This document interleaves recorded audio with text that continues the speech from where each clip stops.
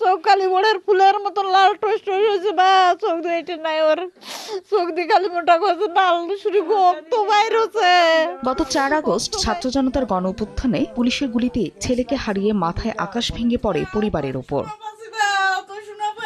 মেধা ও আচরণে গ্রামে সবার প্রিয় ছিল দিনাজপুরের তেলিপাড়ার রাহুল। তাকে নিয়ে আকাশসম স্বপ্ন ছিল দরিদ্র বাবা মার, কিন্তু স্বৈরাচার মুক্ত দেশ গড়ার আন্দোলনে যোগ দিয়ে পুলিশের ছোড়া গুলিতে আহত হয়ে চিকিৎসাধীন অবস্থায় প্রাণ হারান তিনি। ছেলেকে হারিয়ে শোকে পাথর বাবা মোসলে উদ্দিন সহ পরিবারের সদস্যরা। আল্লাহ যেন এরকম আর জীবনে যখন কারো ছেলে পেলে না নিয়ে আমার জীবনটা শেষ হয়ে গেছে ওই ছেলেটা যাওয়ার পরে।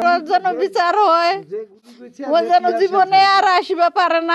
হাত দিয়ে চুমা খাবে দাদি খুব ভালোবাসার মতো, এগুলো মুসিবা কম পারে না।